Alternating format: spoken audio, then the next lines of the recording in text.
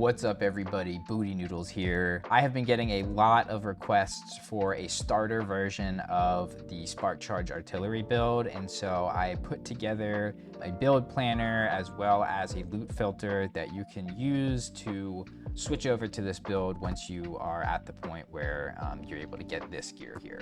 So be sure to check out the links to both of these below, but I'm gonna kind of talk through very quickly what the main changes are and kind of what you're doing to be able to do it even without all of the legendary gear in my best in slot planner here.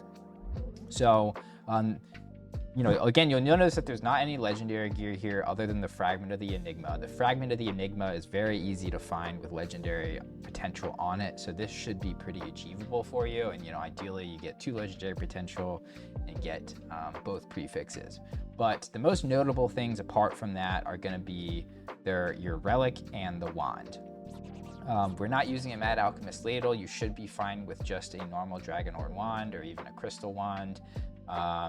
You're going to be missing out on a bunch of cast speed because the Mad Alchemist ladle gives you increased cast speed per 2 intelligence, and since we're intelligence stacking, that is a lot of cast speed. Plus it gives you the more damage multiplier, which is great since you don't have a lot of sources of that. But again, you should be fine with this wand, and you can work towards getting a Mad Alchemist ladle and swapping to that later. The second big change here is the relic. In my first build, we were using a Twisted Heart, but here we're just going to use a normal relic. And since I know how hard and expensive it is to find plus levels to Frostclaw, even in Circle of Fortune, I've been hearing that. I just put +2 to Frostclaw. This should be, about as achievable as it gets, and you can work towards improving it from here. Obviously, the next immediate question from that is, well, okay, how are you doing it without all those extra levels to Frostclaw? And the answer is we are pretty much just completely speccing out of Elemental Nova here in the Frostclaw tree.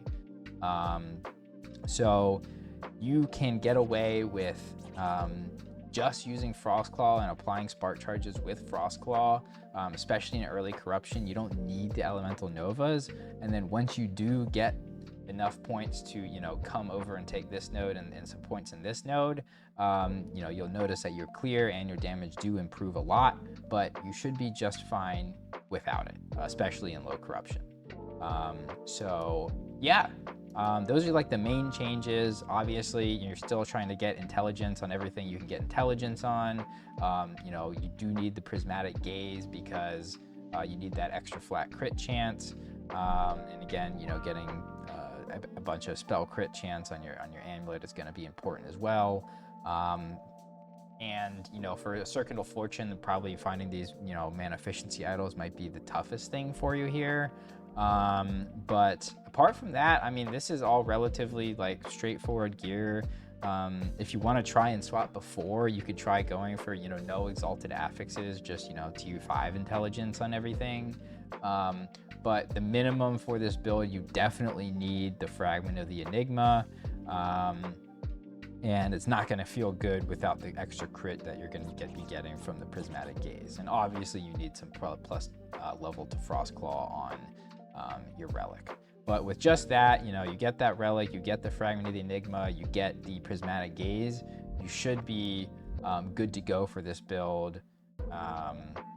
As long as you can kind of get your mana cost in check, so you might need to get these idols as well. But yep, I hope that's helpful for you. Post any questions you have in the comments below. Like and subscribe, join my live streams, it helps the channel a lot.